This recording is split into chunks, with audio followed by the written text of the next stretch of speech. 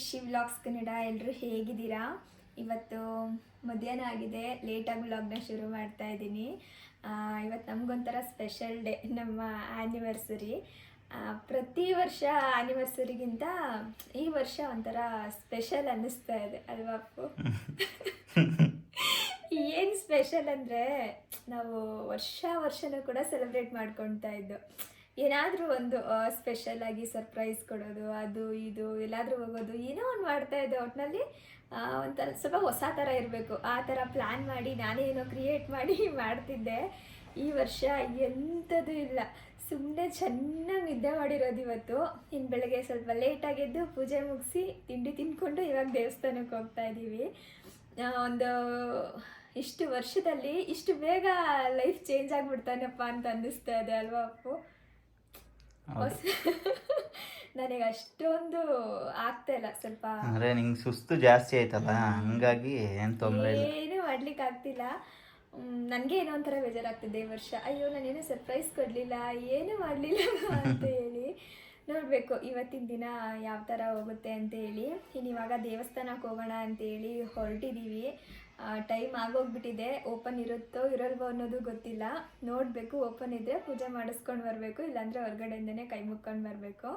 ಇವತ್ತಿನ ಬ್ಲಾಗ್ ನಿಮಗೂ ಕೂಡ ಇಷ್ಟ ಆಗ್ಬೋದು, ಪೂರ್ತಿಯಾಗಿ ಬ್ಲಾಗ್ನ ನೋಡಿ ಆಯಿತಾ. ಇವತ್ತಿನ ಪೂಜೆನೂ ಕೂಡ ತೀರಾ ಸಿಂಪಲ್ಲಾಗೆ ಮಾಡಿದ್ದೀನಿ. ಮಾಮೂಲಿಯಾಗಿ ಒಂದು ಹಾರ ಹಾಕಿ ಧೂಪ ಹಾಕಿರೋದಷ್ಟೇ. ಇವತ್ತೇನೆಂದರೆ, ನಾನು ಸ್ವಲ್ಪ ಸಿಂಪಲ್ಲಾಗಿ ರೆಡಿ ಆಗಿದ್ದೀನಿ. ಪ್ರತಿ ವರ್ಷನೂ ಆ್ಯನಿವರ್ಸರಿ ಅಂದರೆ ನಾನು ಸ್ಯಾರಿ ಹಾಕೋಬೇಕು, ಸ್ಯಾರಿ ಹಾಕ್ಕೊಂಡೆ ದೇವಸ್ಥಾನಕ್ಕೆ ಹೋಗಬೇಕು, ಈ ಥರ ಎಲ್ಲ ಆಸೆ ಪಡ್ತಾ ಇದ್ದೆ. ಈ ವರ್ಷ ಆಗಲಿಲ್ಲ, ಸಂಜೆ ಹಾಕೊಳ್ಳೋಣ ಅಂತ ಹೇಳ್ಬಿಟ್ಟು ಸುಮ್ಮನೆ ಆಗಿಬಿಟ್ಟಿದ್ದೀನಿ. ಆದರೆ ಇವರು ಫುಲ್ಲು ಟಿಪ್ ಟಾಪಾಗಿ ರೆಡಿ ಆಗಿಬಿಟ್ಟಿದ್ದಾರೆ ಇವತ್ತು. ಅದನ್ನೇ ಹೇಳ್ತಾ ಇದ್ರು ಬಂದು, ನೋಡು ಈ ವರ್ಷ ನಾನು ಫುಲ್ ಟಿಪ್ ಟಾಪಾಗಿ ರೆಡಿ ಆಗಿದ್ದೀನಿ, ನೀನು ಹೆಂಗಿದೆಯಾ? ಯಾವುದೋ ಒಂದು ಜುಬಾ ಪೈಜಾಮ ಹಾಕೊಂಡಿರೋ ಥರ ಅಂತ ತೋರಿಸ್ತೀನಿ ರೀ. ಓ ಗ್ಲಾಸ್ ಎಲ್ಲ ತೆಗ್ದ್ಬಿಟ್ರಿ ಇವಾಗ. ಓ ಏನು ಅಂತ ಏನು ರೆಡಿ ಆಗಿಲ್ಲ. ನಾವು ಯಾವಾಗಲೂ ಸುಮ್ಮನೆ ಹಿಂಗೆ ಒಬ್ರನ್ನೊಬ್ರನ್ನ ರೇಗಿಸ್ಕೊಳ್ತಾ ಇರ್ತೀವಿ ಅಷ್ಟೇ. ಅಂದರೆ ನಾನು ಚೆನ್ನಾಗಿ ರೆಡಿ ಆಗಿದ್ದೀನಿ, ನೀನು ಚೆನ್ನಾಗಿ ರೆಡಿ ಆಗಿಲ್ಲ ಅಂತ ಹೇಳಿ. ಇನ್ನು ದೇವಸ್ಥಾನಕ್ಕೂ ಕೂಡ ಬಂದು ಇತ್ತೀಚೆಗೆ ಹೆಂಗಾಗ್ತಾಯಿದೆ ಅಂದರೆ, ಒಂದಿನ ನಾರ್ಮಲ್ ಆಗಿರ್ತೀನಿ, ಇನ್ನೊಂದು ದಿನ ನಾರ್ಮಲ್ ಆಗಿರ್ಲಿಕ್ಕೆ ಆಗೋದೇ ಇಲ್ಲ. ಹಾಗೆ ಒಂದೊಂದು ದಿನ ಒಂದೊಂದು ಥರ. ಹಾಗಾಗಿ ಇವತ್ತು ಸ್ವಲ್ಪ ಲೇಟಾಗಿ ಎದ್ದಿರೋದು. ಇನ್ನು ದೇವಸ್ಥಾನ ಕೂಡ ಇವತ್ತು ಪೂರ್ತಿ ದಿನ ಓಪನ್ ಇತ್ತು. ನಾವೇನಂತ ಅಂದ್ಕೊಂಡು ಅಂದರೆ, ಓಪನ್ ಇರಲ್ವೇನೋ, 12 ಗಂಟೆ ಅಷ್ಟರಲ್ಲೆಲ್ಲ ಕ್ಲೋಸ್ ಮಾಡಿಬಿಟ್ಟಿರ್ತಾರೆ, ಈಚೆ ಕಡೆಯಿಂದನೇ ಕೈ ಮುಕ್ಕೊಂಡು ಬಂದುಬಿಡೋಣ ಅಂದ್ಕೊಂಡೇ ಹೋದೋ. ಸದ್ಯ ನಮ್ಮ ಅದೃಷ್ಟ ಓಪನ್ ಇತ್ತು ಇವತ್ತು. ಇನ್ನು ಪೂಜೆ ಎಲ್ಲ ಮುಗಿಸ್ಕೊಂಡು ಬಂದು ಸ್ವಲ್ಪ ಜನ ಕಡಿಮೆ ಇದ್ದರು, ಹಾಗಾಗಿ ಬೇಗನೆ ಪೂಜೆ ಆಗೋಯಿತು. ಸದ್ಯ ಓಪನ್ ಇತ್ತು ದೇವಸ್ಥಾನ ಇವತ್ತು. ಇನ್ನು ನಾನು ಇಂಡಸ್ ವ್ಯಾಲಿಯವ್ರ ಕಡೆಯಿಂದ ಒಂದು ಕುಕ್ಕರ್ ಮತ್ತು ಒಂದು ಪ್ಯಾನ್ನ ತರಿಸ್ಕೊಂಡಿದ್ದೀನಿ. ಇದ್ರ ಜೊತೆಗೆ ಒಂದು ತವ ಕೂಡ ಹೋದ ವಾರನೇ ತರಿಸ್ಕೊಂಡಿದ್ದೆ, ಅದನ್ನು ತೋರಿಸ್ತೀನಿ ರೀ. ನಮ್ಮ ಮನೇಲಿ ಸ್ವಲ್ಪ ನನಗೆ ಪುಟ್ ಕುಕ್ಕರು ಜಾಸ್ತಿನೇ ಯೂಸ್ ಆಗುತ್ತೆ, ಇಬ್ಬರೇ ಇರೋದ್ರಿಂದ ಸ್ವಲ್ಪ ಕಡಿಮೆ ಕ್ವಾಂಟಿಟಿ ಅಡುಗೆ ಮಾಡ್ಕೊಳ್ಳಿಕ್ಕೂ ಕೂಡ ಯೂಸ್ ಆಗುತ್ತೆ ಅಂತ. ಸಾಮಾನ್ಯವಾಗಿ ನಮ್ಮ ಬ್ಲಾಗ್ಸ್ ನೋಡ್ತಿರೋರಿಗೆ ಗೊತ್ತಿರುತ್ತೆ, ನಾನು ಆದಷ್ಟು ಇಂಡಸ್ ವ್ಯಾಲಿಯಿಂದನೇ ಎಲ್ಲ ಥರ ಪಾತ್ರೆಗಳನ್ನೂ ಕೂಡ ತರಿಸ್ಕೊಳ್ಳೋದು. ಯಾಕಂದರೆ ಕ್ವಾಲಿಟಿ ತುಂಬಾ ಚೆನ್ನಾಗಿರುತ್ತೆ. ಹಾಗಾಗಿ ಈ ಸಲ ತೊಗೊಂಡಿರೋ ಕುಕ್ಕರ್ ಕ್ವಾಲಿಟಿ ಅಂತೂ ನಿಜಕ್ಕೂ ತುಂಬಾ ಚೆನ್ನಾಗಿತ್ತು. ಸ್ವಲ್ಪ ಅದು ಭಾರ ಕೂಡ ಇತ್ತು. ಕೆಲವೊಂದಿಷ್ಟು ಕುಕ್ಕರ್ಗಳು ಭಾರ ಇರಲ್ಲ, ಬೇಗನೆ ಸಿದೋಗ್ಬಿಡುತ್ತೆ. ಆದರೆ ಇದು ಆ ಥರ ಇರಲಿಲ್ಲ, ತಳ ಎಲ್ಲ ತುಂಬಾ ಭಾರ ಇತ್ತು.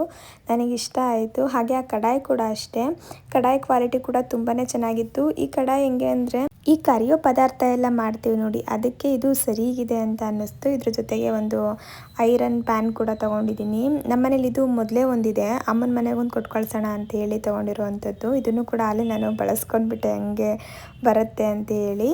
ನಿಮಗೇನಾದರೂ ಎಲ್ಲ ಪ್ರಾಡಕ್ಟು ಇಷ್ಟ ಆಗಿದ್ದರೆ ನಾನು ಲಿಂಕ್ನ ಕೊಟ್ಟಿರ್ತೀನಿ ಡಿಸ್ಕ್ರಿಪ್ಷನಲ್ಲಿ, ಲಿಂಕ್ನ ನೀವು ಚೆಕ್ ಮಾಡ್ಬೋದು. ಹಾಗೆ ನಾನು ಕೂಪನ್ ಕೋಡ್ನ ಯೂಸ್ ಮಾಡಿಕೊಂಡು ಬೈ ಮಾಡಿ ನಿಮಗೆ ಸ್ವಲ್ಪ ಡಿಸ್ಕೌಂಟ್ ಕೂಡ ಸಿಗುತ್ತೆ ಆಯಿತಾ. ಇನ್ನು ಬೆಳಗ್ಗೆ ತಿಂಡಿ ಏನೂ ತಿಂದಿರಲಿಲ್ಲ, ಹಂಗೆ ದೇವಸ್ಥಾನಕ್ಕೆ ಹೋಗಿದ್ದು. ಹಾಗಾಗಿ ಇವಾಗ ಸ್ವಲ್ಪ ಬೇಗನೆ ಏನಾದರೂ ಮಾಡೋಣ ಅಂತೇಳಿ ರೆಡಿ ಮಾಡ್ತಾಯಿದ್ದೀನಿ.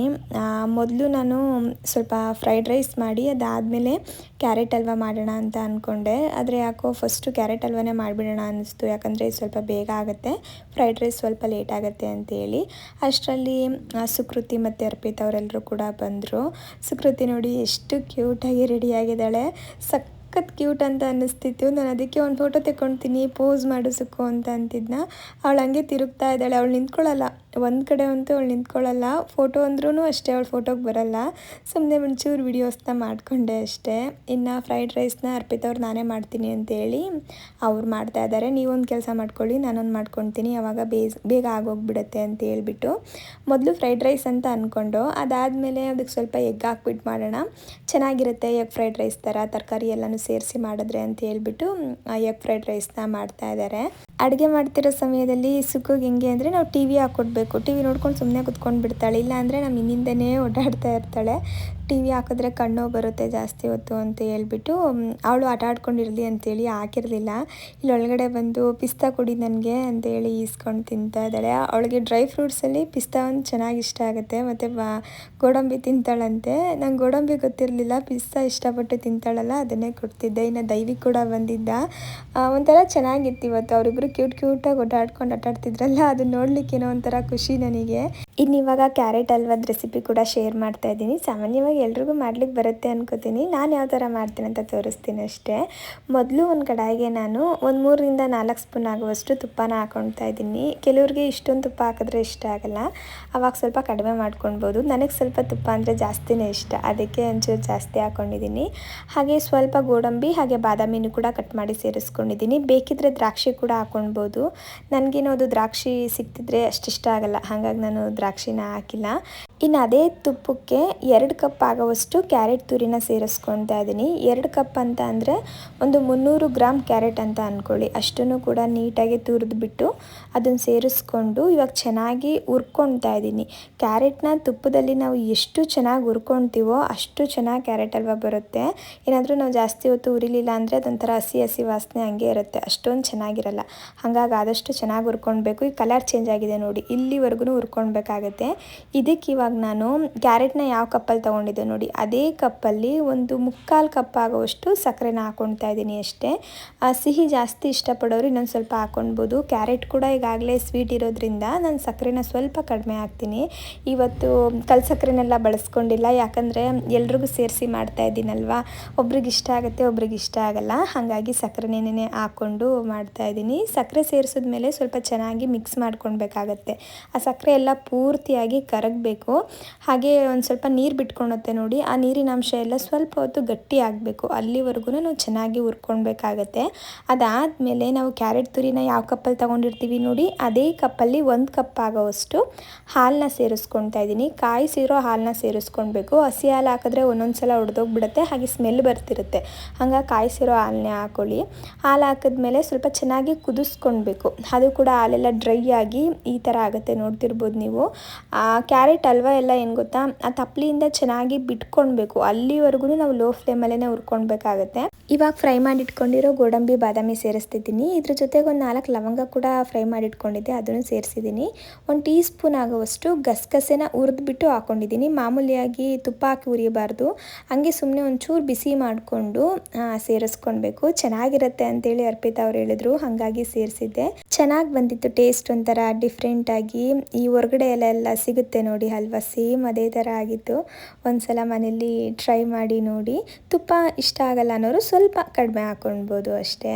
ಇನ್ನು ನಮ್ಮದು ಅಡುಗೆ ಕೆಲಸ ಎಲ್ಲ ಮುಗೀತು, ಫ್ರೈಡ್ ರೈಸ್ ಕೂಡ ಮಾಡ್ಕೊಂಡಿದ್ದಾಯಿತು. ಅದೇನೊಂದು ಸ್ವಲ್ಪ ರೈಸ್ನ ಮಿಕ್ಸ್ ಮಾಡಬೇಕಿತ್ತಷ್ಟೇ. ಇನ್ನು ಈ ಕಡೆ ಫ್ರೈಡ್ ರೈಸ್ ಮತ್ತು ಕ್ಯಾರೆಟ್ ಹಲ್ವ ಮಾಡೋ ಅಷ್ಟರಲ್ಲಿ ಅಪ್ಪನು ಮತ್ತು ಕೃಷ್ಣಣ್ಣನು ಹೋಗಿ ಚಿಕನ್ ತೊಗೊಂಡು ಬಂದಿದ್ರು, ನಾನ್ ವೆಜ್ ಮಾಡೋಣ ಅಂತ ಹೇಳ್ಬಿಟ್ಟು. ಅದಕ್ಕೆ ಏನೇನೆಲ್ಲ ಬೇಕಾಗತ್ತೆ ಅದನ್ನೆಲ್ಲ ಕ್ಲೀನ್ ಮಾಡಿ ಅಪ್ಪು ಎತ್ತಿಟ್ಕೊಳ್ತಾ ಇದ್ದಾರೆ. ಇವತ್ತಿನ ದಿನ ಹೆಂಗಿತ್ತು ಅಂದರೆ ನಮ್ಗೆ ಅಡುಗೆ ಕೆಲಸನೇ ಇಲ್ಲ. ಈ ಸಾಮಾನ್ಯವಾಗಿ ನಾನ್ ವೆಜ್ ಅಂತ ಅಂದರೆ ನಮ್ಮದೇ ಇರುತ್ತೆ ಯಾವಾಗಲೂ ಕೆಲಸ, ಅದನ್ನು ಕ್ಲೀನ್ ಮಾಡ್ಕೊಳ್ಬೇಕು, ಇದನ್ನು ಕ್ಲೀನ್ ಮಾಡ್ಕೊಳ್ಬೇಕಂತ. ಇವತ್ತು ಏನೂ ಕೆಲಸ ಇರಲಿಲ್ಲ, ಬರೀ ನಾವು ಚಿಕನ್ನ ಕ್ಲೀನ್ ಮಾಡಿಕೊಟ್ಟೆ ಅಷ್ಟೇ. ಯಾಕಂದರೆ ಅದು ತಂದಿದ್ದ ತಕ್ಷಣ ಹಂಗೆ ಇಡಬಾರ್ದು, ಒಂಥರ ಸ್ಮೆಲ್ ಬಂದುಬಿಡುತ್ತೆ ಅಂತ ಹೇಳ್ಬಿಟ್ಟು ಅದನ್ನು ಮಾತ್ರ ಕ್ಲೀನ್ ಮಾಡಿಕೊಟ್ಟಿದ್ದಾಯಿತು. ಇನ್ನು ಮಿಕ್ಕಿದ್ದೆಲ್ಲ ಕೆಲಸನೂ ಅವರೇ ಮಾಡಿಕೊಂಡ್ರು. ಇನ್ನು ಈ ಕಡೆ ಫ್ರೈಡ್ ರೈಸ್ ಕೂಡ ರೆಡಿಯಾಗಿದೆ, ಚೆನ್ನಾಗಾಗಿತ್ತು. ನಾನೇ ಬೇರೆ ಥರ ಮಾಡ್ತೀನಿ, ಅವರೇ ಬೇರೆ ಥರ ಥರ ಮಾಡ್ತಾರೆ. ಒಬ್ಬೊಬ್ಬರು ಕೈ ರುಚಿ ಒಂದೊಂದು ಥರ ಇರುತ್ತಲ್ವ. ನಮಗೆ ತುಂಬಾ ಇಷ್ಟ ಆಯಿತು. ಸಿಂಪಲ್ಲಾಗಿ ಅಂದರೆ ಮಸಾಲೆನೆಲ್ಲ ಸ್ವಲ್ಪ ಲೈಟಾಗಿ ಹಾಕಿ ಮಾಡಿದರು. ಒಂಥರ ಸಖತ್ತಾಗಿತ್ತು. ತುಂಬ ಹಶು ಬೇರೆ ಆಗಿತ್ತಾ, ಬೆಳಗ್ಗೆಯಿಂದ ಏನೂ ತಿಂದಿರಲಿಲ್ವಲ್ಲ, ಯಾವಾಗ ಊಟ ಮಾಡ್ತೀವೋ ಅಂತಲೇ ಅನ್ನಿಸ್ಬಿಟ್ಟಿತ್ತು. ನಾವು ರೆಡಿ ಆಗ್ತಿದ್ದಂಗೆ ಅಲ್ಲೇ ಕುತ್ಕೊಂಡು ಊಟ ಮುಗಿಸ್ಕೊಳ್ತಾ ಇದ್ದೀವಿ. ಅಪ್ಪು ಬೇಡ ಅಂತ ಅಂದರು, ನಾನು ಸ್ವಲ್ಪ ನಿಧಾನಕ್ಕೆ ತಿಂತೀನಿ ಅಂತ. ಯಾಕಂದರೆ ಅವ್ರು ಸ್ವಲ್ಪ ಬೆಳಗ್ಗೆ ತಿಂಡಿ ತಿಂದಿದ್ರು, ಅಂದರೆ ಇಡ್ಲಿ ತೊಗೊಂಡು ಬಂದು ತಿಂದಿದ್ರು. ನನ್ನ ಮೈನೂ ಮಾಡಿರಲಿಲ್ವಲ್ಲ, ಹಾಗಾಗಿ ನನಗೆ ತಿನ್ಲಿಕ್ಕಾಗಲ್ಲ ಇಡ್ಲಿ ಎಲ್ಲನೂ, ಏನೋ ಒಂಥರ ಅನಿಸುತ್ತೆ. ಹಾಗಾಗಿ ನಾನಿನ್ನೂ ತಿಂದಿರಲಿಲ್ಲ. ಒಂದು ಹಣ್ಣೇನೋ ತಿನ್ಕೊಂಡು ಹೋಗಿದ್ದೆ ಅಷ್ಟೇ. ಹಂಗಾಗಿ ನನಗೆ ಸ್ವಲ್ಪ ಜೋರು ಹಶ್ವಾಗ್ಬಿಟ್ಟಿತ್ತು. ಈ ಸಮಯದಲ್ಲಿ ಸ್ವಲ್ಪ ಜಾಸ್ತಿನೇ ಹಶ್ವಾಗ್ತಿರುತ್ತೆ. ಮುಂಚೆ ಎಲ್ಲ ಬೆಳಗ್ಗೆ ತಿಂಡಿ ತಿಂದಿಲ್ಲ ಅಂದರೂ ಕೂಡ ಮಧ್ಯಾಹ್ನ ಸಂಜೆವರೆಗೂ ಇದ್ಬಿಡ್ತಿದ್ದೆ, ನನಗೇನು ಅನ್ನಿಸ್ತಿರ್ಲಿಲ್ಲ. ಆದರೆ ಇವಾಗ ಹಂಗಾಗಲ್ಲ, ಏನಾದರೂ ಒಂದು ತಿಂತಾನೆ ಇರಬೇಕನ್ಸುತ್ತೆ, ಇಲ್ಲ ಹಶ್ವಾಗ್ತಿರುತ್ತೆ. ಹಾಗಾಗಿ ಫಸ್ಟು ಊಟ ಮುಗಿಸ್ಕೊಂಡ್ಬಿಟ್ಟು, ಇನ್ನು ಊಟ ಎಲ್ಲ ಮುಗಿಸ್ಕೊಂಡು ನಾನ್ ವೆಜ್ಗೆ ಏನೇನು ಬೇಕು ನೋಡಿ ಅದನ್ನೆಲ್ಲ ನೀಟಾಗಿ ಎತ್ತಿಟ್ಕೊಂಡ್ಬಿಟ್ಟು ಇವಾಗ ರೆಡಿ ಮಾಡ್ತಾ ಇದ್ದಾರೆ. ಸ್ವಲ್ಪ ದೊಡ್ಡದಾಗಿ ಅಡುಗೆ ಮಾಡ್ತಾ ಇರೋದ್ರಿಂದ ದೊಡ್ಡ ಸ್ಟವಲ್ಲೇ ಮಾಡೋಣ, ಮತ್ತು ಒಳಗಡೆ ಇರೋ ಸ್ಟವಲ್ಲಿ ಮಾಡಿದ್ರೆ ಅನ್ನ ಸ್ವಲ್ಪ ಮುಳ್ಳಕ್ಕೆ ಆಗಿಬಿಡುತ್ತೋ ಏನೋ ಅಂತ ಹೇಳ್ಬಿಟ್ಟು ಈ ಸ್ಟವ್ ತೊಗೊಂಡು ಮಾಡ್ತಾ ಇರೋದು. ನಮ್ಮನೇಲಿ ಇದನ್ನು ನಾವು ತೆಗೆದೇ ಎಷ್ಟೊಂದು ದಿನ ಆಗೋಗ್ಬಿಟ್ಟಿತ್ತು. ಅದು ನೀಟಾಗಿ ಉರಿಯಲ್ವೋ ಅನ್ನೋದು ಕೂಡ ಗೊತ್ತಿರಲಿಲ್ಲ. ಮುಂಚೆ ಬಳಸ್ತಾ ಇದ್ದು ಅಷ್ಟೇ, ಅಂದರೆ ಏನಾದರೂ ಹಬ್ಬ ಗಿಬ್ಬ ಮಾಡಿದಾಗ. ಇನ್ನು ಅದಾದಮೇಲೆ ನಾವು ಬಳಸೋಕ್ಕೆ ಹೋಗಿಲ್ಲ. ನನಗೆ ಅದನ್ನು ಯಾವ ಥರ ಹಚ್ಚೋದು ಅಂತಲೂ ಗೊತ್ತಿರಲಿಲ್ಲ. ಅದಕ್ಕೆ ಸ್ವಲ್ಪ ಭಯ ಆಗ್ತಾಯಿತ್ತು, ಅದು ನೀಟಾಗಿ ಉರಿಯುತ್ತೋ ಇರೋಲ್ವೋ ಏನಾಗುತ್ತೋ ಅಂತ ಹೇಳ್ಬಿಟ್ಟು. ಇನ್ನು ಸುಕೃತಿ ಇದ್ರ ಮಧ್ಯೆ ಆ ಕಡೆ ಈ ಕಡೆ ಎಲ್ಲ ಓಡಾಡ್ಕೊಂಡು ತರಲೆ ಮಾಡ್ತಾನೇ ಇರ್ತಾಳೆ. ಅದಕ್ಕಪ್ಪು ಅವಳನ್ನ ಆಟ ಆಡಿಸ್ತಾ ಇದ್ದಾರೆ. ಅವಳಿಗೆ ಅವ್ರ ಜೊತೆ ಸಮಯ ಕಳೆಯೋದಂದರೆ ತುಂಬಾ ಇಷ್ಟ ಆಗುತ್ತೆ. ಅವರಿಗೂ ಅಷ್ಟೇ, ಸುಕೃತಿ ಇದ್ದರೆ ಬೇರೆ ಪ್ರಪಂಚನೇ ಬೇಡ ಅವ್ರಿಗೆ, ಅವಳೇ ಪ್ರಪಂಚ ಆಗಿಬಿಡ್ತಾಳೆ, ಅಷ್ಟು ಚೆನ್ನಾಗಿ ಆಟ ಆಡಿಸ್ತಿರ್ತಾರೆ. ಇನ್ನು ಈ ಕಡೆ ಕೃಷ್ಣಣ್ಣ ಬಿರಿಯಾನಿಗೆಲ್ಲ ರೆಡಿ ಮಾಡ್ಕೊಳ್ತಾ ಇದ್ರು. ಗರಂ ಮಸಾಲ ಪೌಡರ್ನೆಲ್ಲ ಮಾಡಿಕೊಂಡು ಬಿರಿಯಾನಿ ಮಾಡಿದ್ರೆ ಚೆನ್ನಾಗಿರುತ್ತೆ ಅಂತ ಹೇಳ್ಬಿಟ್ಟು ಅದನ್ನು ಮಾಡ್ಕೊತಿದ್ರು. ಅವರು ಯೂಟ್ಯೂಬಲ್ಲಿ ನೋಡಿನೇ ಮಾಡ್ತಿದ್ದಿದ್ದು. ಯೂಟ್ಯೂಬಲ್ಲೆಲ್ಲ ಸಾಮಾನ್ಯವಾಗಿ ಕಡಿಮೆ ಕ್ವಾಂಟಿಟಿಲಿ ಮಾಡೋದನ್ನ ತೋರಿಸ್ತಾರೆ, ಜಾಸ್ತಿ ಕ್ವಾಂಟಿಟಿಲಿ ಮಾಡೋದನ್ನ ತೋರಿಸಲ್ಲ ಅಲ್ವ ಒಂದೊಂದು ಚಾನಲಲ್ಲಿ. ಹಾಗಾಗಿ ಅದನ್ನೆಲ್ಲ ಸ್ವಲ್ಪ ಡಬಲ್ ಹಾಕ್ಕೊಳ್ಬೇಕು, ಅಷ್ಟೇ ಹಾಕ್ಕೊಂಡ್ರೆ ಚೆನ್ನಾಗಿರಲ್ಲ, ನೀವು ಸ್ವಲ್ಪ ಜಾಸ್ತಿ ಹಾಕ್ಕೊಳ್ಳಿ ಅಂತ ಹೇಳ್ತಾ ಇದ್ದು. ಅವರೇ ನೋಡಿಕೊಂಡು ರೆಡಿ ಮಾಡಿಕೊಂಡ್ರು. ಒಟ್ಟಿನಲ್ಲಿ ಆ ಗರಂ ಮಸಾಲ ಪೌಡರ್ ಚೆನ್ನಾಗಿ ಬಂದಿತ್ತು. ಇನ್ನು ಟೈಮ್ ಇತ್ತು ಅಂದರೆ ಇಷ್ಟೆಲ್ಲ ಮಾಡ್ಕೊಳ್ಳೋ ಅಷ್ಟರಲ್ಲಿ ಒಂದು 5 ಗಂಟೆ ಏನೋ ಆಗಿತ್ತು, 5:30 ಹತ್ತತ್ರ ಆಗಿತ್ತು. ಹೆಂಗಿದ್ರು ಸಂಜೆ ಆಗೋಗ್ಬಿಡುತ್ತೆ ಅಡುಗೆ ಮಾಡೋದು. ಎಲ್ಲ ಮಾಡಿ ಇಟ್ಟು ತಣ್ಣಗಾದ್ಮೇಲೆ ಚೆನ್ನಾಗಿರಲ್ಲ. ಸ್ವಲ್ಪ ಹೊತ್ತು ಗಾಳಿಪಟ ಬಿಟ್ಟು ಬಂದುಬಿಡೋಣ, ಅದಾದಮೇಲೆ ಮಿಕ್ಕಿದ ಅಡುಗೆ ಮಾಡ್ಕೊಳ್ಳೋಣ ಅಂತ ಹೇಳ್ಬಿಟ್ಟು ಗಾಳಿಪಟ ಬಿಡಲಿಕ್ಕೆ ಇವಾಗ ಮೇಲ್ಗಡೆ ಬಂದಿದ್ದು. ಅಪ್ಪುಗಂತೂ ಈ ಥರ ಏನಾದರೂ ಒಂಚೂರು ಸಮಯ ಸಿಕ್ಕಿದ್ರೆ ಏನು ತಲೆಗೆ ಬರಲ್ಲ ಅವರಿಗೆ, ಮೊದಲು ಗಾಳಿಪಟ ಬಿಟ್ಬಿಡೋಣ ಬನ್ನಿ ಅನ್ನೋದೊಂದು ತಲೆಗೆ ಬಂದಿರುತ್ತೆ ಅವ್ರಿಗೆ, ಅಷ್ಟಿಷ್ಟ. ಸ್ವಲ್ಪ ಹೊತ್ತು ಅಲ್ಲೂ ಕೂಡ ಸಮಯ ಕಳೆದು ಅದಾದಮೇಲೆ ಇವಾಗ ಅಡುಗೆನೆಲ್ಲ ರೆಡಿ ಮಾಡ್ತಾಯಿದ್ದೀವಿ. ಏನಕ್ಕೆ ಇವತ್ತು ಇಷ್ಟೊಂದು ಬಿರಿಯಾನಿ ಮಾಡ್ತಾ ಇದ್ದೀವಿ ಅಂದರೆ ಅಪ್ಪುಗೋಸ್ಕರ ಇಷ್ಟೊಂದು ಮಾಡ್ತಿರೋದು. ಏನಂದರೆ ಅವರಿಗೆ ನಾಯಿಗಳಂದರೆ ತುಂಬ ಇಷ್ಟ, ಅದರಲ್ಲೂ ಬೀದಿ ನಾಯಿಗಳಂದರೆ ತುಂಬ ಇಷ್ಟಪಡ್ತಾರೆ. ನಾನು ಕೆಲವೊಂದು ವ್ಲಾಗಲ್ಲಿ ಕೂಡ ತೋರಿಸಿದ್ದೀನಿ ಅವ್ರು ಎಷ್ಟು ಬೇಗ ನಾಯಿಗಳನ್ನ ಪರಿಚಯ ಮಾಡ್ಕೊಂಡು ಬಿಡ್ತಾರೆ ಅಂತ ಹೇಳ್ಬಿಟ್ಟು. ಅಷ್ಟು ಇಷ್ಟಪಡ್ತಾರೆ. ಪ್ರತಿದಿನ ಶಾಪಿಂದ ಅವ್ರು ಬರಬೇಕಾದ್ರೆ ಅವಕ್ಕೇನಾದರೂ ಒಂದು ಹಾಕ್ಬಿಟ್ಟು ಬರಬೇಕು, ಬಿಸ್ಕೆಟು ಏನೋ ಒಂದು ಹಾಕ್ಬಿಟ್ಟು ಬರಲೇಬೇಕು ಅವರು, ಇಲ್ಲಾಂದ್ರೆ ಅವ್ರಿಗೆ ಸಮಾಧಾನ ಆಗೋಲ್ಲ. ಅವ್ರು ಯಾವಾಗಲೂ ನನಗೆ ಹೇಳ್ತಿದ್ರು, ಅಮ್ಮು ಯಾವತ್ತಾದರೂ ಒಂದಿನ ನಾಯಿಗಳಿಗೆ ಅಂತ ಹೇಳ್ಬಿಟ್ಟು ಏನಾದರೂ ಅಡುಗೆ ಮಾಡಿ ತೊಗೊಂಡೋಗಿ ಹಾಕ್ಬಿಟ್ಟು ಬರಬೇಕು, ನಂಗೆ ತುಂಬ ಇಷ್ಟ ಅಂತಲೇ ಇರೋರು. ನಾನು ಕೂಡ ಸರಿ ಯಾವಾಗಾದರೂ ಒಂದಿನ ಮಾಡಿದ್ರಾಯ್ತು ಬಿಡಪ್ಪು ಅಂತೇಳಿ ಸುಮ್ಮನಾಗಿದ್ದು. ಸುಮಾರು ಒಂದು 1.5 ತಿಂಗಳು 2 ತಿಂಗಳಿಂದನೂ ಹೇಳ್ತಿದ್ರು ಇವರು, ನಾವು ಈ ಭಾನುವಾರ ಮಾಡೋಣ, ಮುಂದಿನ ಭಾನುವಾರ ಮಾಡೋಣ ಅಂತ ಹೇಳ್ಬಿಟ್ಟು. ಅದು ಯಾಕೋ ಗೊತ್ತಿಲ್ಲ, ಮುಂದೆ ಹೋಗ್ತಾನೆ ಇತ್ತು, ಟೈಮ್ ಆಗ್ತಿರಲಿಲ್ಲ, ನಮ್ಮದೇ ಅದು ಕೆಲಸ ಅದು ಇದು ಅಂತ ಹೇಳಿ. ಇನ್ನು ನಿನ್ನೆ ನಾನು ಬೇಜಾರು ಮಾಡ್ಕೊಂಡಿದ್ದೆ, ಈ ವರ್ಷ ನಾನು ಹಿಂಗೇನೂ ಗಿಫ್ಟ್ ಕೊಡಲಿಕ್ಕಾಗಲಿಲ್ಲ ಅಪ್ಪು, ಏನೂ ಸೆಲೆಬ್ರೇಟ್ ಮಾಡಲಿಲ್ಲ ನಾವು, ಒಂಥರ ಅನಿಸ್ತಿದೆ ಅಂತೇಳಿ. ಆವಾಗ ಹೇಳಿದ್ರು ಅವರು, ಬಿಡು ನಾನು ನಿನಗೆ ಗಿಫ್ಟ್ ಕೊಡಲ್ಲ, ನೀನು ನನಗೆ ಗಿಫ್ಟ್ ಕೊಡೋದು ಬೇಡ, ಅದೇ ದುಡ್ಡಿಗೆ ಏನಾದರೂ ಬಿರಿಯಾನಿ ಮಾಡಿಬಿಟ್ಟು ಹಿಂಗೆ ನಾಯಿಗಳಿಗೆಲ್ಲ ಕೊಟ್ಬರೋಣ, ಅದು ಒಂಥರ ನನಗೆ ಖುಷಿ ಆಗುತ್ತೆ, ನಿನ್ನ ಗಿಫ್ಟ್ ಕೊಡೋದಕ್ಕಿಂತ ಜಾಸ್ತಿನೇ ಖುಷಿ ಆಗುತ್ತೆ ಅಂತ ಹೇಳಿದ್ರು.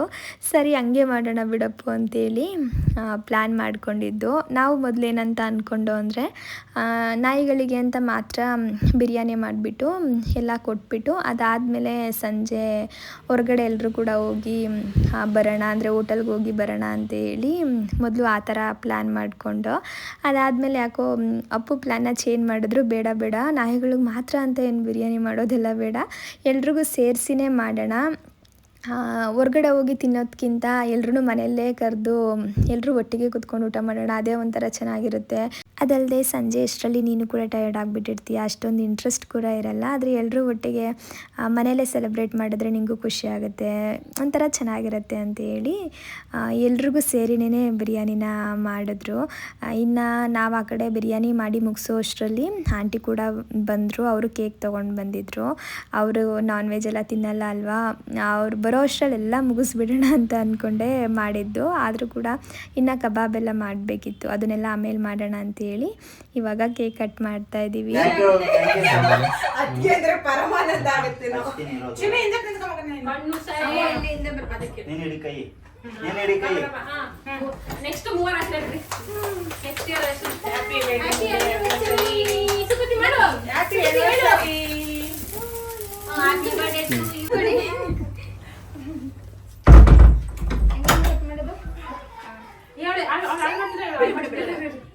ಇಷ್ಟಿಷ್ಟೇ ಕಟ್ ಮಾಡಬೇಕು.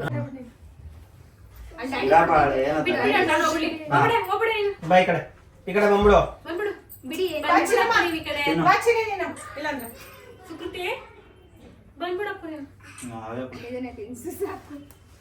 ಪರವಾಗಿಲ್ಲ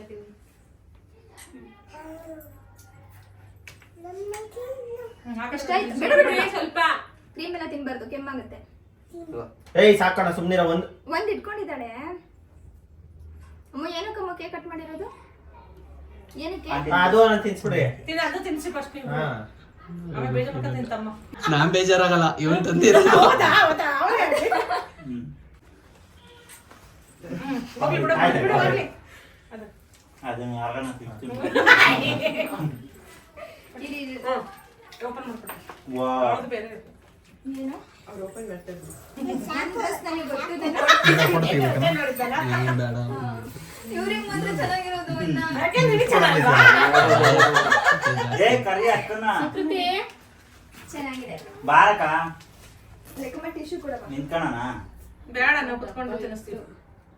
ಸ್ವಲ್ಪ ಸ್ವಲ್ಪ ತಿನ್ಸಿ, ಶುಗರ್ ಇದೆ.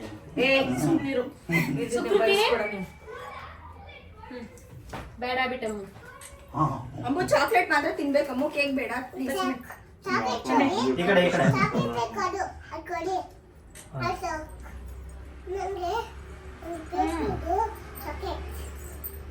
ಏಯ್ ಚಾಕ್ಲೇಟ್ ಅದು ತಿನ್ಬಿಟ್ಲ ಪೂರ್ತಿ. ಸಾಕಮ್ಮ ಸಾಕು, ಅದು ಬೇಡ. ಅದು ಸ್ವಲ್ಪ ಸ್ವಲ್ಪ ಸಾಕು, ಬೇಡ. ಬಾ ಈ ಕಡೆ ಬಾ. ಬೇಡ ಬಾರ ಕೃಷ್ಣ, ಇಲ್ವಾ ಇಲ್ಲಿ. ಸುಕ್ಕುಗಂತೂ ಇವತ್ತು ಕೇಕ್ತೆ ಹಬ್ಬ ಆಗೋಗ್ಬಿಟ್ಟಿದೆ. ಸಾಮಾನ್ಯವಾಗಿ ಅವ್ರ ಮನೆ ಸ್ವೀಟ್ಸು ಮತ್ತು ಕೇಕೆಲ್ಲ ಅವಳಿಗೆ ರೂಢಿ ಮಾಡಿಲ್ಲ, ಕೊಡಲ್ಲ ಅವರು. ಅಪರೂಪಕ್ಕೆ ಈ ಥರ ಬರ್ತಡೇ ಇದ್ದಾಗ ತಿನ್ಕೊಂಡು ಬಿಡ್ತಾಳೆ. ಅದಲ್ಲದೆ ಇವತ್ತು ಕೆಮ್ಬೇರೆ ಆಗಿತ್ತು, ಅದು ಸ್ವಲ್ಪ ಅವ್ರಿಗೆ ಭಯ ಜಾಸ್ತಿ ಆಗಿಬಿಡುತ್ತೇನೋ ಅಂತ. ಪಾಪ ರಾತ್ರಿ ಎಲ್ಲ ಕೆಮ್ಮಿದ್ದಾಳೆ ಸ್ವಲ್ಪ ಕೇಕ್ ತಿಂದ್ಬಿಟ್ಟು. ಲಾಸ್ಟ್ ಟೈಮ್ ಒಬ್ಬರು ಕಮೆಂಟ್ ಮಾಡಿದ್ರಿ, ಪಾಪ ಮಗು ಕೊಡೋದಲ್ವಾ ನೀವೇನು, ಮಗುಗೂ ಸ್ವಲ್ಪ ಸ್ವೀಟ್ ಕೊಡಲ್ವಲ್ಲ ಅಂತ ಹೇಳ್ಬಿಟ್ಟು. ಕೊಡಲಿಕ್ಕೇನೂ ಇಲ್ಲ, ಆದರೆ ಮಕ್ಕಳು ಅಡಿಕ್ಟ್ ಆಗಿಬಿಡ್ತಾರೆ ಈ ಚಾಕ್ಲೇಟ್ಸು ಈ ಕೇಕೆಲ್ಲ. ಅವ್ರ ಮನೇಲಿ ಸ್ವಲ್ಪ ಭಯ ಪಡ್ತಾರೆ, ಎಲ್ಲಿ ಹಲ್ಲು ಉಳ್ಕಾಗ್ಬಿಡುತ್ತೋ ಅಂತೇಳಿ. ನೀವು ನೋಡ್ಬೋದು ಪುಟಾಣಿ ಮಕ್ಕಳಿರ್ತಾರೆ, ಅವ್ರಿಗೆಲ್ಲ ಫುಲ್ಲು ಹಲ್ಲು ಉಳ್ಕಾಗ್ಬಿಟ್ಟಿರುತ್ತೆ. ಅದ್ರ ನೋವು ಏನಂತ ಹೇಳ್ಬಿಟ್ಟು ಮಕ್ಳಿಗೆ ಮಾತ್ರ ಗೊತ್ತಿರುತ್ತೆ ಎಷ್ಟು ನೋವಾಗ್ತಿರುತ್ತೆ ಅಂತೇಳಿ. ಹಾಗಾಗಿ ಇವರು ಸ್ವಲ್ಪ ಅವಾಯ್ಡ್ ಮಾಡ್ತಾರೆ, ಸ್ವೀಟ್ನೆಲ್ಲ ಕಟ್ ಮಾಡಿಬಿಟ್ಟಿದ್ದಾರೆ. ಹಾಗಾಗಿ ನಾವು ಕೂಡ ಕೊಡ್ಲಿಕ್ಕೆ ಹೋಗಲ್ಲ, ಅಭ್ಯಾಸ ಮಾಡ್ಕೊಂಡು ಬಿಡ್ತಾಳೆ ಅಂತ. ಇನ್ನು ಸಂತು ಇದೇ ಮೊದಲನೇ ಸಲ ನನಗೆ ಕೇಕ್ ಬದಲು ಒಂದು ಗಿಫ್ಟ್ನ ತಂದುಕೊಟ್ಟಿರೋದು. ಪ್ರತಿ ಆ್ಯನಿವರ್ಸರಿ ಪ್ರತಿ ಬರ್ತ್ಡೇಲೂ ಕೂಡ ಅವ್ನು ತೊಗೊಂಡು ಬರೋದು ಅಂದರೆ ಕೇಕು, ಅದರಲ್ಲೂ ಕೂಡ ಹನಿ ಕೇಕು. 1 kg 2 kg ಅವ್ನಿಗೆ ಎಷ್ಟು ಮನ್ಸಿಗೆ ಬರುತ್ತೋ ಅಷ್ಟು ಕೇಕ್ ತಂದುಬಿಡ್ತಾನೆ. ನಾವು ಯಾವಾಗಲೂ ಅವ್ನಿಗೆ ಹೇಳ್ತಿರ್ತೀವಿ, ಏನಕ್ಕೆ ಇಷ್ಟೊಂದು ಕೇಕ್ ತೊಗೊಂಡು ಬರ್ತೀಯಾ, ಸುಮ್ಮನೆ ವೇಸ್ಟ್ ಅಲ್ವಾ, ಅದ್ರ ಬದಲು ನಿನಗೆ ಖುಷಿ ಅಂದರೆ ಬೇರೆ ಏನಾದರೂ ತಂದುಕೊಟ್ಬಿಡೋದಲ್ಲ ಅಂತ ಹೇಳ್ಬಿಟ್ಟು ಅವ್ನು ಕೇಳ್ತಾನೆ ಇರಲಿಲ್ಲ. ಈ ಸಲ ಏನೋ ಗೊತ್ತಿಲ್ಲ, ಕೇಕ್ ಬದಲು ಗಿಫ್ಟ್ನ ತೊಗೊಂಡು ಬಂದಿದ್ದಾನೆ. ಕೇಕ್ ಗೆಸ್ ಮಾಡಿ ಆಯ್ತು ಫಸ್ಟ್, ಆಮೇಲೆ ತೆಗಿ ಫೋಟೋನ ಕೃಷ್ಣ ರಾಧಾಕೃಷ್ಣ ತಂದಿರ್ತಾನೆ. ಏ ಸೂಪರ್ ಅಮ್ಮ, ನೀನ್ ಟ್ಯಾಲೆಂಟೆಡ್. ಇಲ್ಲ ನನ್ನ ಪ್ರಕಾರ ಬೇಬಿದು ಇಲ್ಲ, ನಮ್ಮ ಮನೆಯಲ್ಲಿ ತುಂಬಾ ಯಾಕ್ರೋ ಅದನ್ನ ತರ್ತೀರಾ? ಇದೊಂದು ಸ್ವಲ್ಪ ಚೆನ್ನಾಗಿತ್ತು, ಅದಕ್ಕೆ ಈ ತರದ್ದು ಎಲ್ಲೂ ಕಾಣಿಸ್ತಿಲ್ಲ ನಿಮ್ಮ ಮನೆಯಲ್ಲಿ. ಹೌದಾ?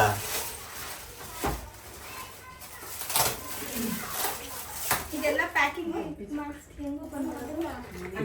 ಟೇಪ್ ಹಾಕು. ಹಂಗೆ ಟೇಪ್ ಹಾಕಿದ ನೋಡಲ್ಲೇ ಟೇಪ್ ಹಾಕಿದ ಸಿಸರ್ ಕೊಡ್ಲ ಏನಮ್ಮ ನಿನ್ ಕೈಗೆ ಕಾಲ್ಗೆ ಏನಾದ್ರು ತಂದ್ಕೊಟ್ರೆ ಖುಷಿ ಅಲ್ವಾ ಕತ್ತಿಗೆ? ಈ ಕಡೆ ಓಪನ್ ಮಾಡಿ ಬರುತ್ತೆ ಇಲ್ಲಿ ಈ ಕಡೆ ಓಪನ್ ಮಾಡೋದು ಬರುತ್ತೆ ಅರ್ಧ ಓಪನ್ ನಮ್ಮ ಅಕ್ಕ ಅಂತವೆಲ್ಲ ಹಾಕಲ್ಲ ನಾನು. ಅದಕ್ಕೆ ತರ ಉಲ್ಟಾ ಮಾಡು ಅವಳು ಇಟ್ಕತ್ತಾಳೆ ಮನೆ ಒಳಗಡೆ. ಸುಮ್ಮನೆ ಇಟ್ಕೊಳಕ್ಕೆ ಕುಡಿ ಕುಡಿ ಅದೇ ಸಾಕು ಸುಕೃತಿ ಅದೇ ಸಾಕು ಕುಡಿ ಇದನ್ನ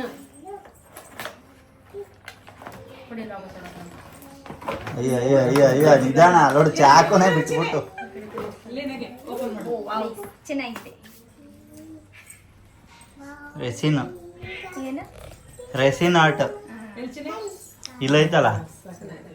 ಚೆನ್ನಾಗಿದೆಯಾ? ಹಾ ಮೇಲ್ಗಡೆ ಐತೆ ಅದೇನೇ ಇದು ನೋಡ್ಲಿಲ್ಲ. ಬಿಡು ಅದೇ ಇದ್ರ ಮೇಲೆ ಹಾಕ್ತೀನಿ. ಈ ಟೈಮಲ್ಲಿ ರಾಧಾಕೃಷ್ಣ ಮತ್ತೆ ಕೃಷ್ಣ ಬಾಪು ಫೋಟೋಸ್ ಎಲ್ಲ ಜಾಸ್ತಿ ನೋಡ್ಬೇಕಂತೆ. ಪಾಪದು ಗಂಡ ಹೆಂಡ್ತಿದಲ್ಲ. ಗಂಡ ಹೆಂಡ್ತಿ ನೋಡಿದ್ರೆ ಬಾಂಡಿಂಗ್ ಜಾಸ್ತಿ ಆಗುತ್ತೆ. ಈಗಲೇ ಅಂಟ್ಕೊಂಬಿಡ ಫೇಕ್. Thank you. ಚೆನ್ನಾಯ್ತಾ? ನಾನು ಮೇಲ್ಗಡೆ ನೋಡಿದ್ರೆ ಇತ್ತು ಅಂತ. ಅಲ್ಲ ನಿಮ್ಮ ಅಕ್ಕಂಗ್ ಮಾತ್ರ ನಾವೇನ್ ಮಾಡಿದ್ವಪ್ಪ? ನಮ್ಮ ಗೊತ್ತಿದ್ರೆ ಕೇಳ್ತೀರಾ ಅಂತ ಹಾ. ನಿನ್ನಲ್ಲ ನಮ್ಮ ಭಾವನ್ ತಂದಿರೋದು.